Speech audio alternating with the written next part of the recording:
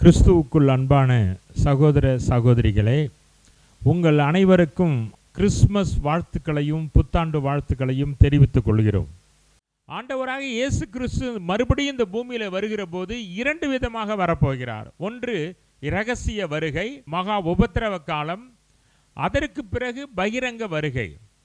அருமையானவர்களே, இன்றைய பட்டிமன்ற தலைப்பிலே அவருடைய இரண்டாம் வருகைக்கான அடையாளங்கள் முழுவதும் நிறைவேறிவிட்டதா இல்லையா என்ற கோணத்திலே வசனங்களை அடிப்படையாக வைத்து வாதிட வருகிறார்கள். முதலாவது, ஆண்டவராகிய இயேசு கிறிஸ்துவின் இரண்டாம் வருகைக்கான தீர்க்க தரிசனங்கள் முற்றிலும் நிறைவேறிவிட்டது என்ற அணிக்கு சென்னையைச் சேர்ந்த எல்ரோயி சபையின் போதகரும் ஸ்தாபகருமாகிய பாஸ்டர் முத்துக்குமார் அவர்களை வரவேற்கிறேன். கர்த்தருடைய பரிசுத்த நாமம் மகிமைப்படுவதாக. இயேசு கிறிஸ்துவின் இரண்டாம் வருகையின் அடையாளங்கள் நிறைவேறிற்று என்கிற தலைப்பிலே நான் பேச வந்திருக்கிறேன். இயேசு கிறிஸ்து மீண்டும் நான் வருவேன் என்று அவர் இரண்டாம் வருகையை குறித்து சொல்லியிருக்கிறார். மத்தேயு சுவிசேஷம் 24ஆம் அதிகாரம் 32 நான் வாசிக்கும் பொழுது, ஆண்டவர் இயேசு கிறிஸ்துவின் வருகைக்கு அடையாளமாக அவரே சொன்ன காரியம், அந்த காலத்தை குறித்து அவர் வசந்த காலம் என்றே சொல்லுகிறார். அப்படி என்றால் அவர் தெரிந்து கொள்ளப்பட்ட ஜனங்கள் சிதறடிக்கப்பட்டிருந்தார்கள். அந்த நாட்களிலே அவர்கள் மீண்டும் தீர்க்க தரிசனத்தின்படி 1948 வருடம் மே மாதம் 14ஆம் நாள் அந்த தேசம் சுதந்திரம் அடைந்தது. அது மாத்திரமல்ல, அதே மத்தேயு சுவிசேஷம் 24ஆம் அதிகாரம் நாம் 7ஆம் வசனத்தை வாசிக்கும் பொழுது, கடைசி காலத்திலே ஜனத்துக்கு விரோதமாய் ஜனமும் ராஜ்யத்துக்கு விரோதமாய் ராஜ்யமும் எழும்பும், பஞ்சங்களும் கொள்ளை நோய்களும் பூமி அதிர்ச்சிகளும் பல இடங்களிலே உண்டாகும் என்று தேவனுடைய வார்த்தை கடைசி காலத்தை குறித்து சொல்லுகிறது. இந்த வருடத்திலே கூட அநேக நாடுகளிலே பூமி அதிர்ச்சியை குறித்து நாம் பார்த்தோம். அது மாத்திரமல்ல, கொள்ளை நோயை குறித்து அங்கே சொல்லப்பட்டதை பார்க்கிறோம். 2019ஆம் ஆண்டு 2020 கொள்ளை நோயாய கொரோனா என்கிற வியாதியை குறித்து நாம் அறியாதவர்கள் ஒருவரும் இல்லை. உலக தேசம் முழுவதும் அது அழிவை கொண்டு வந்தது. அதனால் நாம் ஆண்டுடைய தீர்க்க தரிசனங்கள் இரண்டாம் வருகைக்கு அடையாளமாக நிறைவேறிவிட்டது என்பதை நாங்கள் வலியுறுத்துகிறேன். லூக்கா எழுதின நற்செய்தி நூலிலே 21ஆம் அதிகாரம் 25ஆம் வசனத்தை வாசிக்கும் பொழுது, சமுத்திரமும் அலைகளும் முழக்கமாக இருக்கும் என்று சொல்லப்பட்டிருக்கிறது. கடந்த 2004ஆம் ஆண்டு டிசம்பர் மாதம் 26ஆம் நாளிலே சுனாமி என்கிற பெயரை நாம் அறிந்திருக்கிறோம். அதனால் ஆண்டவராக இயேசு கிறிஸ்துவின் இரண்டாம் வருகைக்கு இது அடையாளமாக இருக்கிறது, நிறைவேறி கொண்டு இருக்கிறது. இது கடைசி காலம் என்பதில் எந்த சந்தேகமில்லை. என் உரையை முடித்துக் கொள்ளுகிறேன். இன்னும் எது நிறைவேறவில்லை, இன்னும் நிறைவேறவில்லை என்று எதனை அடிப்படையாக கொண்டு நீங்கள் சொல்லுகிறீர்கள் என்று சென்னையை சேர்ந்த பேராசிரியர் அருள் பத்மராஜன் அவர்கள், இல்லை, தீர்க்க தரிசனங்கள் இன்னும் முற்று பெறவில்லை, முழுமை பெறவில்லை என்று அணிக்கு தலைமை ஏற்கவும் தனது கருத்துக்களை வேத வசனத்தோடு பேசவும் அன்புடன் வரவேற்கிறோம். அனைவருக்கும் கிறிஸ்மஸ் நல்வாழ்த்துக்களை தெரிவித்துக் கொள்கிறேன். வேற ஒன்றும் இல்லை, அவரோட ஊழியக்காரர் இயேசு கிறிஸ்து அனுப்புகிறார். யோனாவை போய் நினிவேவை நீ மனசு திரும்ப சொல்லு என்று அனுப்புகிறார். யோனா அங்கே போய் அந்த சொல்லுகிற சத்தியத்தை கேட்டு மனம் திரும்பி விட்ட மக்களை பார்த்து விசனப்படுறார். இயேசு எப்படி இருக்கிறார்? மன உருக்கமாக, நல்லவராக, மன்னிக்கிறவராக இருக்கிறார். அவர்கள் என்ன நினைக்கிறாங்கன்னா, இன்னும் இயேசு சொன்னது நடக்கணும்னு நினைக்கிறாங்க. ஏன்? அவர் தான் நான் மன்னிக்கிறவராக இருக்கிறேன்னு சொல்கிறாரு. அப்போ சொல்கிறார், நீ உண்டாக்காத செடி, அதற்காக நீ வருத்தப்படுற, ஆனால் நான் உண்டாக்கின மனிதன், அவனுக்கு நான் வருத்தப்படாமல் இருப்பேனா அப்படின்னு ஒரு நாட்டை, எனக்கு தெரியும் சாமி, நீங்கள் என்ன பண்ணிடுவீங்க, இந்த மக்களை காப்பாற்றிடுவீங்கன்னு எனக்கு தெரியும். காப்பாற்றுவது தான் இயேசுவின் நோக்கம். இயற்கைக்கு எதிராக செயற்கை எழுப்பப்பட்டதோ அப்பெல்லாம் என்ன வருது? அழிவு வருது. சுனாமி வந்தது. ஏன் வந்தது? இறைவன் உண்டாக்கிய இயற்கையை நாம் அழித்து கொண்டு இருக்கிறோம். அப்போ இயற்கை இறைவனால் படைக்கப்பட்டது. அதற்கு எதிராக உண்டாக்கப்படுகின்ற ஒன்றொன்றும் அழிக்கப்பட வேண்டும். அதற்கு இறைவன் பொறுப்பல்ல. இந்த மனிதன் இயற்கையை சீராக வைத்து கொள்ளாதது தான் காரணம். இயற்கைக்கு எதிராக, இறைவன் படைப்புக்கு எதிராக செய்த வேலை. மருத்துவருக்கு அறிவை கொடுக்கிறார் இறைவன். அந்த அறிவின் வாயிலாக மருந்து கண்டுபிடிக்கப்பட்டு இப்போ மறுபடியும் பாருங்கள், ரொம்ப சாதாரணமாயிட்டோம். ஒருவேளை கொரோனா காலகட்டத்திலே நடந்த பிரசங்கங்கள் எத்தனையோ பேர் மனதை மாற்றியது போல இந்த சத்தியம் கூட நிறைவேற இல்லை என்று நாங்கள் சொல்லிக் கொண்டு இருக்கிறோமே, இந்த சத்தியம் கூட எதிர்வரும் மக்களை மாற்றுமேயானால், இதன் மூலமாக 10 பேர் மனம் மாறுவார்கள் என்றால், இறைவன் சொன்னபடி நிச்சயமாக அழிவு வராது. அந்த அழிவுக்கு காலம் இருக்கிறது, அந்த காலம் இது இல்லை. தீர்க்க தரிசனங்கள் ஒழிந்து போகும் என்று சொல்கிறார் பவுல். ஆனால் அன்பு ஒரு காலம் ஒழியாது. யாரோ ஒருத்தர் சொல்கிறாங்க, அன்பு தனிந்து போகும், ஆனால் ஒழிந்து போகாது. தனிந்து போதல் என்பது வேறு, ஒழிந்து போதல் என்பது வேறு. நாம் இயற்கைக்கு எதிரான வேலைகளில் ஈடுபடாமல், மருத்துவத்துக்கு எதிரான வேலைகளில் ஈடுபடாமல், நாம் இயற்கையோடு, இயற்கை படைப்பை அனுசரித்து போகிறோம் என்றால் இறைவனை அனுசரித்து போகிறோம் அர்த்தம். இயற்கை படைப்பு என்பது இறைவனால் உருவாக்கப்பட்டது. நீங்கள் அந்த அழிவிலிருந்து தப்பித்து கொள்ள வேண்டுமானால் நாம் மனம் திரும்பி இறைவனிடம் சென்றால் நாம் அழிவிலிருந்து தப்பித்துக் கொள்வோம். இறைவனாக அந்த அழிவை தரமாட்டார் என்று உறுதியாக கூறி விடைபெறுகிறேன். நன்றி, வணக்கம். ஆண்டவராய் இயேசு கிறிஸ்து இந்த பூமியில் வாழ்ந்தபோது சில வார்த்தைகளை, தீர்க்க தரிசனங்களை சொல்லியிருந்தார். அது நிறைவேறியதா இல்லையா என்கின்ற கோணத்திலே நாம் ஆராய்ந்து வருகிறோம். ஆகவே ஒருவேளை மனிதனுடைய செயற்பாடுகள் அழிவை நோக்கி சென்றாலும் ஆண்டவராகிய இயேசு கிறிஸ்து சொன்ன கடைசி கால தீர்க்க தரிசனங்கள் முற்றிலும் நிறைவேறிவிட்டது என்ற அணிக்கு வாதிட வருகிறார் சென்னையைச் சேர்ந்த போதகர் ஜாபேஸ் குமார் அவர்கள். கர்த்தருடைய பரிசுத்த நாமத்திற்கு மகிமை உண்டாகட்டும். ஆண்டவராகிய இயேசு கிறிஸ்துவினுடைய 2ஆம் வருகைக்கான தீர்க்க தரிசனங்கள் நிறைவேறிவிட்டதா இல்லையா என்ற இந்த பட்டிமன்றத்தின் நடுவர் உட்பட சபையை வணங்குகிறேன். இயற்கை, இறைவன் இரண்டையும் வேறு வேறு என்று ஏதோ குழப்புகிறார். இயற்கை இறைவனின் சிருஷ்டிப்பு. இயற்கை என்பது ஒன்றல்ல. நம்முடைய வேதத்தின்படி ஆண்டவருடைய சிருஷ்டிப்பு தான் வழக்குள்ளாக நம்ம செல்லலாம். ஆண்டவர் சொன்ன தீர்க்க தரிசனங்கள் நிறைவேறி கொண்டிருக்கிறது என்பதில் சிறிதும் எங்களுக்கு ஐயமில்லை. இந்த எதிரணியினரை நாங்கள் பார்க்கின்ற பொழுது எங்களுக்கு ஒரு வியப்பும் அச்சமும் கலந்திருக்கிறது. இவர்கள் நிகழ்காலத்தில் தான் இருக்கிறார்களா என்று. வேதம் தெளிவாய் சொல்லுகிறது. 1 யோவான் 4:1 கடைசி காலங்களில் கள்ள தீர்க்க தரிசனங்கள், உபதேசங்கள் பரவும் என்று. இங்கு நாம் பார்க்கிறோம், இயேசு மட்டும்தான் என்று ஒரு சபை, அதற்கென்று ஒரு போதனை நடந்து கொண்டிருக்கிறது. இயேசுவே அல்ல, யெகோவாதான் என் கடவுள் என்று சொல்லி ஒரு போதனை, ஒரு கூட்டம் நடந்து கொண்டிருக்கிறது. இவர்களை தாண்டி இயேசுவை பிறப்பித்த மாதாவே தெய்வம், மாதாவே வழி என்று சொல்லி ஒரு போதனை, ஒரு பெரும் கூட்டம் நடந்து கொண்டிருக்கிறது. இவைகளை தாண்டி திரியேக கடவுள் என்று சொல்லியும் பரிசுத்த ஆவியானவரை இருட்டடிப்பு செய்து கொண்டிருக்கின்ற ஒரு சபையின் போதகமும் இருக்கிறது. இதற்கு எல்லாம் மேலாக ராஜாதி ராஜாவாக வர இருக்கிற இயேசு கிறிஸ்துவை குழந்தையாக வைத்து இன்னும் தாளாட்டி கொண்டிருக்கின்ற ஒரு போதனையும் இருந்து கொண்டிருக்கு. இது இந்த காலத்தில் தான் நடந்து கொண்டிருக்கிறது. சொன்ன தீர்க்க தரிசனத்தின்படி 1 யோவான் 4:1 அந்த தீர்க்க தரிசனங்கள் நிறைவேறி கொண்டிருக்கிறது என்பதை இவர்கள் எப்படி மறந்து போனார்கள், அல்லது இவர்கள் இன்னும் விழிப்படையாமல் இருக்கிறார்களே என்று நாங்கள் அச்சப்படுகிறோம். இன்னொரு காரியத்தை நாங்கள் சொல்ல விரும்புகிறோம். வெளிப்படுத்தின விசேஷம் 13ஆம் அதிகாரம் 18 கடைசி காலங்களில் இலக்கங்களை கொண்டு ஆளுகை நடக்கும் என்று சொல்லப்பட்டிருக்கிறது. 366 என்று சொல்லப்படி 666 கீழ் உலகம் ஆளுகைக்கு உட்படும் என்ற வசனத்தின்படி அந்தி கிறிஸ்துவின் ஆட்சியில் 666 என்று முத்திரை குத்தப்படும் என்று ஆளுகைக்கு வரும் என்று. வங்கி கணக்கோடு பேன் கார்டை இணைக்க வேண்டுமாம். பேன் கார்டு, ஆதார் கார்டை ரேஷன் அட்டைகளோடு இணைக்க வேண்டுமாம். ரேஷன் கார்டு ஸ்மார்ட் கார்டாக மாற்றப்பட்டு விடுமாம். ஸ்மார்ட் கார்டோடு கேஸ் இணைப்பை இணைக்க வேண்டுமாம். இது எல்லாம் ஒரு மொபைல் நம்பருக்கு கீழே வர வேண்டுமாம். இப்பொழுது இது எங்கே போய் கொண்டிருக்கிறது? எல்லாம் நம்பர் டிஜிட்டலைஸ்டாக போய்கொண்டு இந்த 666 ஆளுகைக்கு கீழாக கொண்டு போய் கொண்டிருக்கிறது.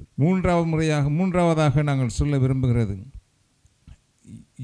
சோதோம் குமாரா பட்டணத்தில் லோத்தின் காலங்களில் நடந்ததை அதைவிட கொடுமையான காலத்தை நாம் இப்போ நடந்து பார்த்து கொண்டிருக்கிறோம். கடைசி காலத்தில் லோத்தின் காலத்தின் போல வரும் என்று சொல்லப்பட்டிருக்கிறதை நாங்கள் வாசிக்கின்ற பொழுது நிகழ்காலம் அதற்கு ஈடாக இருக்கிறது, அதற்கு மேலாகவே இருக்கிறது. தீர்க்க தரிசனங்கள் நிறைவேறி கொண்டிருக்கின்ற பொழுதே காலம் வந்துவிடும். நோவாவின் காலத்தில் புசிப்பும் குடிப்பும் பெண் எடுப்பும் பெண் கொடுத்தலும் நடந்து கொண்டே இருக்கின்ற நேரத்திலே தான் அழிவும் வந்தது. ஆண்டவராக இயேசு கிறிஸ்து வருகின்ற வரையில் இந்த காலங்கள் இப்படி நடந்து கொண்டே இருக்கின்ற பொழுதே அந்த 2ஆம் வருகை வந்துவிடும். தீர்க்க தரிசனங்கள் முடிந்து அதற்கு வருகின்ற ஒரு காலம் என்று ஒரு காலம் என்று இல்லை. தீர்க்க தரிசனங்கள் நடந்து கொண்டிருக்கின்ற பொழுதே நோவாவின் காலத்தில் ஏற்பட்டது போல வருகை வந்துவிடும். வாய்ப்பளித்தமைக்கு நன்றி கூறி விடைபெறுகிறேன். ஏதேனும் தீர்க்க தரிசனங்கள் இன்னும் நிறைவேறவில்லை என்கின்ற கோணத்தில் அந்த அணிக்கு முற்றிலும் நிறைவேறவில்லை என்று அந்த அணிக்கு வாதிட வருகிறார் சென்னையைச் சேர்ந்த ஆசிரியை ஷீபா அவர்கள். தீர்க்க தரிசனங்கள் நிறைவேற்றி என்று அணியின் தலைவர் பேசினாங்க. தீர்க்க தரிசனங்கள் நிறைவேறப்பட்டது தான், ஆனால் அது முழுமையாக நிறைவேறப்படல. ஏன் என்று சொன்னால் இஸ்ரவேல் அத்தி மரம் துளிர்விடும் என்று சொல்லியிருக்காங்க. அத்தி மரமானது இஸ்ரவேல் தேசத்தை குறிக்கிறது. அப்பொழுது பார்த்தீங்கன்னா 1948 இஸ்ரவேல் தேசம் சுதந்திரம் அடைகிறது. 2017 அது இஸ்ரவேலுக்கான தலைநகரமான எருசலேம் அமைக்கப்பட்டு உள்ளது. அப்போ பார்த்தீங்கன்னா இந்த 2 தீர்க்க தரிசனங்கள் நிறைவேறி விட்டது.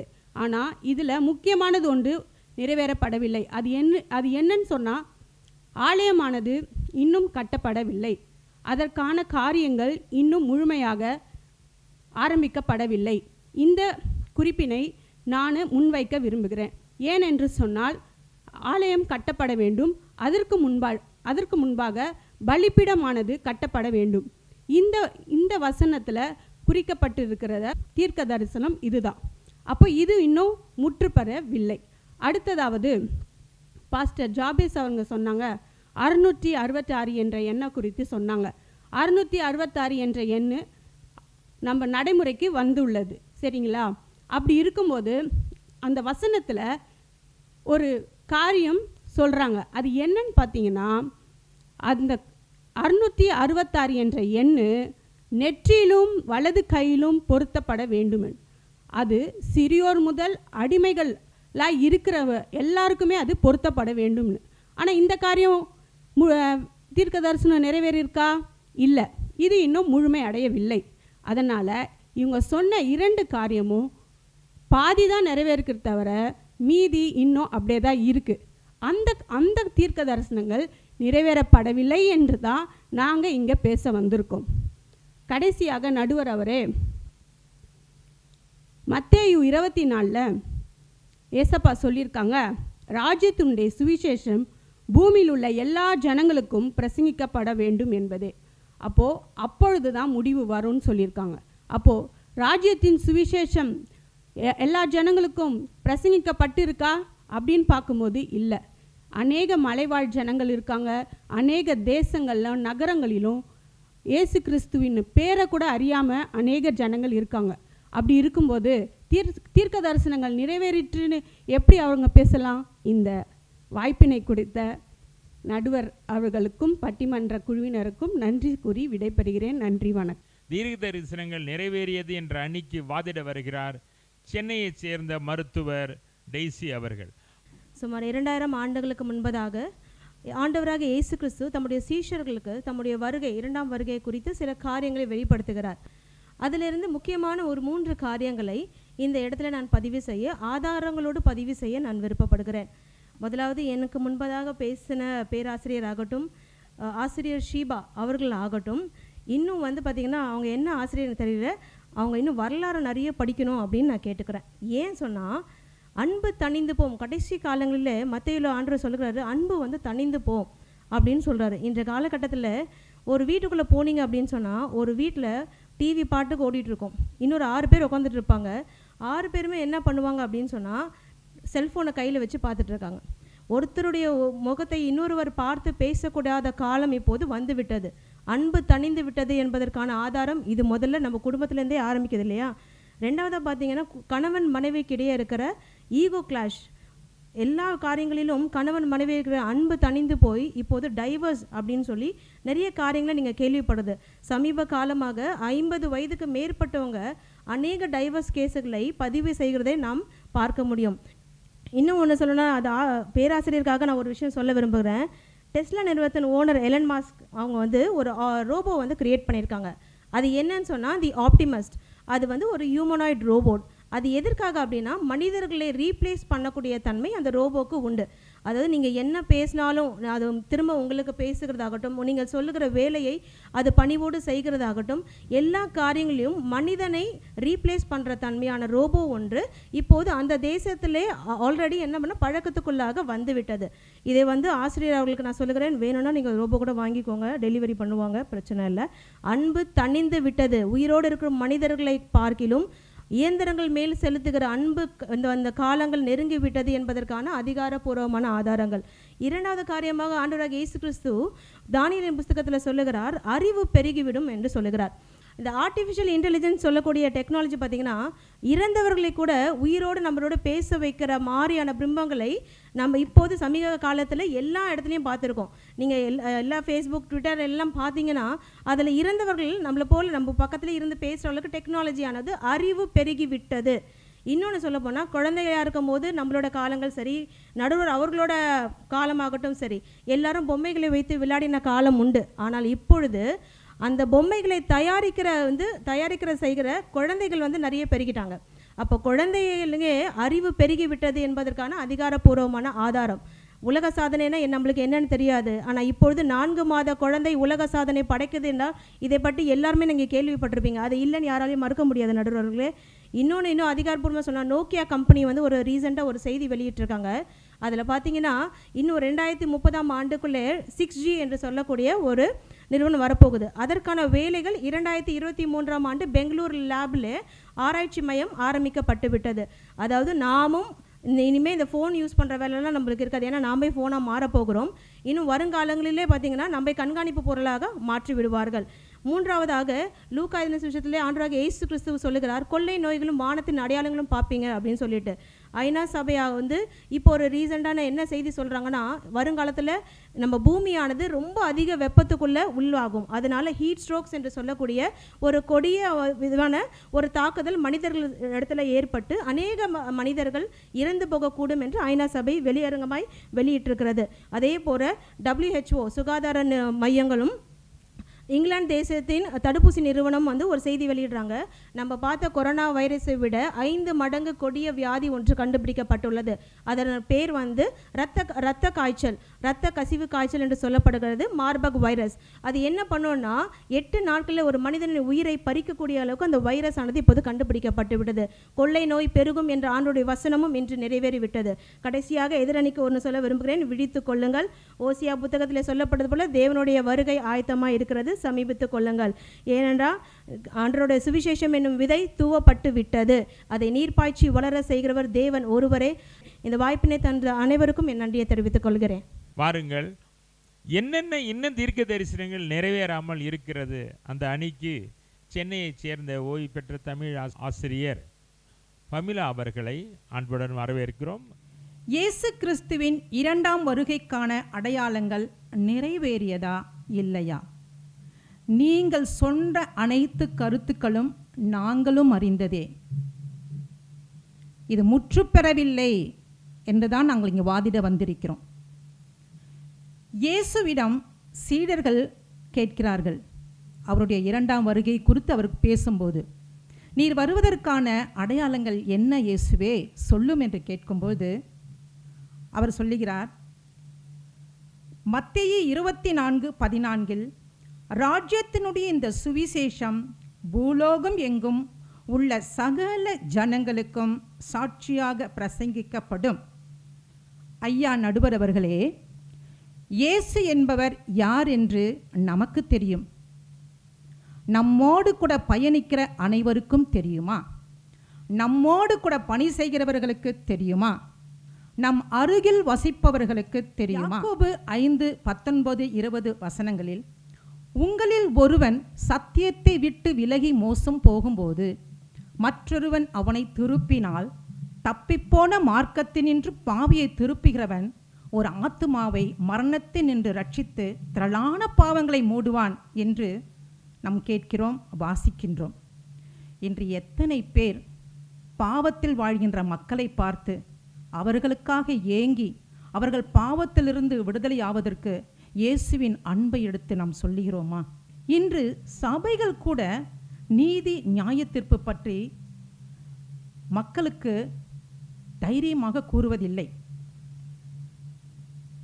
சுமார் 800 மக்கள் இந்த உலகில் வாழ்கிறார்கள். பல மொழிகளை பேசுகிறார்கள். கிட்டத்தட்ட 7000 மொழிகள் பேசுவதாக ஆராய்ச்சி சொல்கிறது. அத்தனை மொழிகளிலும் வேதாகமம் மொழிபெயர்க்கப்பட்டுள்ளதா? கிறிஸ்மஸ் என்றால் என்ன செய்கிறோம்? கேக்கு வெட்டுகிறோம், நம் வீட்டுக்குள்ளே வாழ்த்துகிறோம், நம்முடைய நண்பர்களுக்கோ அருகில் உள்ளவர்களுக்கோ வாழ்த்துதல் சொல்லுகிறோம், சபைகள் உள்ளே கொண்டாடுகிறோம். இவ்வளவுதான். இதையும் தாண்டி நம் இயேசுவின் அன்பு, அவர் கற்றுக் கொடுத்த தாழ்மை, அவர் நமக்கு விட்டு சென்ற சமாதானம், அவர் நமக்காய் நம்மளுடைய வாழ்வுக்காய் வாழ்ந்த வாழ்க்கை, இதை மக்களுக்கு சொல்கிறோமா? சுவிசேஷம் முழுமையாக இன்னும் நிறைவேற்றப்படவில்லை. அந்தி கிறிஸ்து என்னங்க, இன்று நிறைய எழுப்புதல் கூட்டங்கள் நடக்கின்றன. சபைகளில் முழு இரவு ஜெபங்கள் நடக்கின்றன, உபவாச கூட்டங்கள் நடக்கின்றன. ஏன்? நீங்கள் எல்லாம் அதில் கலந்து கொள்ளவில்லையா? நீங்கள் எல்லாம் அதை நடத்தவில்லையா? பாதாளத்தின் வாசல் சபையை மேற்கொள்ளாது. நாம் ஜெபிக்கிற வரை அந்தி கிறிஸ்து உள்ளே நுழைய முடியாது. ஏன்? இன்று சபைகளில் ஜபங்கள், உபவாசங்கள் இப்படி இருக்கும்பொழுது எந்த கொள்ளை நோயும் எந்த கஷ்டங்களும் நம்மை அணுகாது என்பதை இந்த நேரத்தில் நான் பதிவிட விரும்புகிறேன். சபை ஜெபிக்கும் வரை, சபைகளில் எழுப்புதல் இருக்கும் வரை அந்தி கிறிஸ்துவினாலோ எந்த கொள்ளை நோயினாலோ எதுவும் செய்ய முடியாது என்பதை இந்த நேரத்திலே நான் உறுதியாக சொல்கிறேன். என்னால் சமீபமாயிருக்கிறது. வாசற்படியில் நின்று ஆண்டவன் கதவுகளை தட்டுகிறார். அவர் பரிசுத்தர். நாமும் பரிசுத்தமாய் வாழ முயற்சிப்போம். அந்த பரிசுத்தத்தை மக்களுக்கு நாம் எடுத்து சொல்வோம். கொள்ளை நோய், கொரோனா, பஞ்சம் இதெல்லாம் நடந்து கொண்டிருக்கிறது. நாங்கள் பார்த்து கொண்டு தான் இருக்கிறோம். ஆனாலும் நாம் இறைவனை நோக்கி ஜெபிக்கும் பொழுது, அன்பான தேவன், நோவாவின் காலத்தில் அழிக்கப்பட்டார்கள், யோனாவின் காலத்தில் மீட்கப்பட்டார்கள். கிறிஸ்துவின் இரக்கம் மகா பெரியதுங்க. அவருடைய கிருபை மகா சிறந்ததுங்க. அவரை நோக்கி நாம் ஜெபிக்கும் பொழுது நம்முடைய பாவங்களை அவருடைய இரத்தத்தினால் கழுவினார் என்று நாம் விசுவாசிக்கிறோம் அல்லவா? இந்த செய்தியை நாம் ஏன் இந்த மக்களுக்கு போய் சொல்லக்கூடாது? நாம் பெற்ற அவரின் இரக்கத்தை நாம் ஏன் அந்த மக்களுக்கு சொல்லி அந்த இரக்கத்திற்குள்ளாக அவர்களையும் மக்களையும் ஏன் நாம் அழைத்து கொண்டு வரக்கூடாது?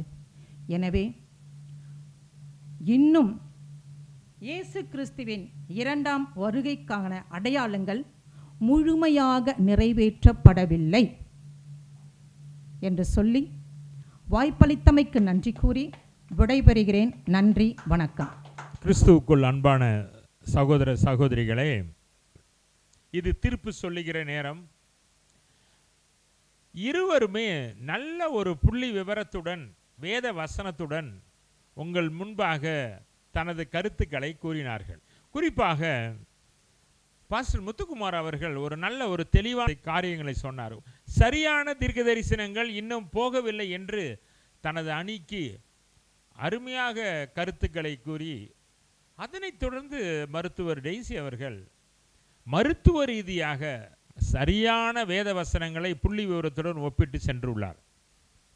எதிர் அணியினரும் நம் ஒன்றும் குறைத்து மதிப்பிட முடியாது. மிக அழகாக பேராசிரியர் அருள் பத்மராஜன் அழகாக கருத்துக்களை சொன்னார். அதனைத் தொடர்ந்து சென்னையை சேர்ந்த ஆசிரியர் ஷீபா அவர்கள், ஐயா பாஸ்டர் முத்துக்குமார் அவர்கள் சொன்னதை நான் ஏற்றுக்கொள்கிறேன். ஆலயம் அந்த தேசம் வளர்ந்தது உண்மை, 1948 அந்த தேசம் சுதந்திரம் இருந்தது உண்மை, எருசலேம் தலைநகரமாக ஆகியது உண்மை. ஆனால் ஒரு வேத வசனம் இருக்குயா, தாவீதின் சிங்காசனம் அவருக்கு கொடுக்கப்படும் என்கின்ற ஒரு வேத வசனமும் இருக்குது. அதுவும் ஒரு தீர்க்க தரிசனம் தான். அவருக்கு தாவீதின் சிங்காசனம் கொடுக்கப்படும். அப்படி என்றால் ஒரு ஆலயம் வேண்டுமே. அந்தி கிறிஸ்து வந்தால் கூட அந்த ஆலயத்தில் உட்கார்ந்து பலியையும் காணிக்கையும் அவன் ஒழிய பண்ணுவார் என்ற தீர்க்க தரிசனம் இருக்கிறதே. ஆலயம் கட்டப்பட வேண்டும்.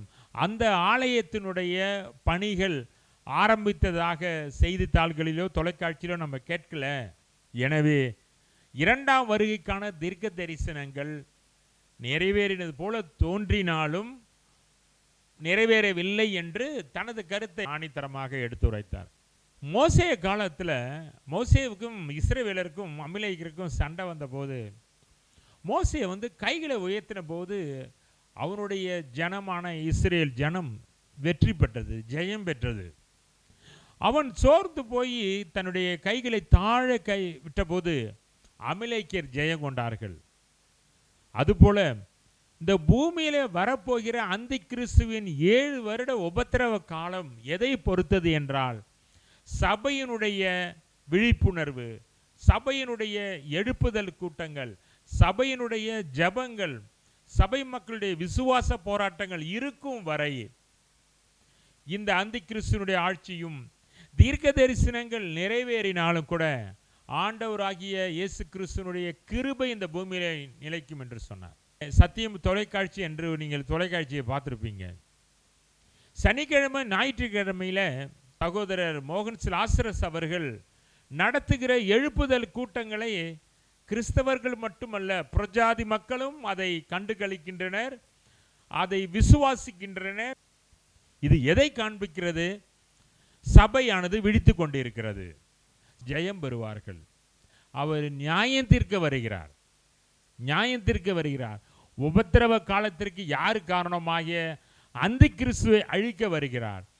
அந்த காலத்திலே உபத்திரவ காலத்திலே ஜெயம் கொண்டவர்களை காப்பாற்ற வருகிறார். இந்த பூமியானது அக்கினிக்கு இரையாக வைக்கப்பட்டிருக்கிறது.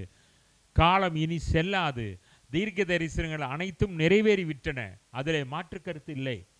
இன்னும் காலம் செல்லும் என்று நீங்கள் நினைப்பீர்கள் என்றால் ஆண்டவராகிய இயேசு கிறிஸ்துனுடைய கிருபையும் சபையினுடைய ஜபங்களும் எழுப்புதல் கூட்டங்கள் இவை இரண்டும் இருக்கும் வரைக்கும் காலம் செல்லும்.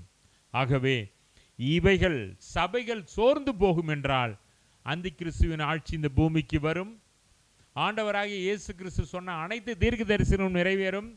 குறிப்பாக இந்த பூமியானது அக்கினிக்கு இரையாக்கப்பட்டு பூமியானது பூமியில் உள்ளவர்களும் அக்கினியிலே தள்ளப்படுவார்கள். ஆகவே ஆண்டவர் கிருபையுள்ளவர். எத்தனை காலம் இந்த கிருபை நீடிக்கும்? ஆண்டவர் உண்மையாய் அவரை பின்பற்றுகிறவர்களுக்கு நியாயம் செய்யாமல் இருப்பாரோ என்று சங்கீதத்தில் வாசிக்கிறோம். நியாயம் செய்கிறவர், அவர் நீதி செய்கிறவர். அதற்கும் ஒரு காலம் இருக்கிறது. கிருபையாய் இருப்பதற்கும் ஒரு காலம் உண்டு. ஆகவே இன்றைய பட்டிமன்றத்தின் தலைப்பு இரண்டாம் வருகைக்கான தீர்க்க தரிசனங்கள் முடிந்ததா, முடியவில்லையா? தீர்க்க தரிசனங்கள் முடிந்த போதும் ஆண்டவருடைய கிருபையும் சபையினுடைய எழுப்புதலும் இன்றும் அந்த காலத்தை தள்ளி போகின்றது.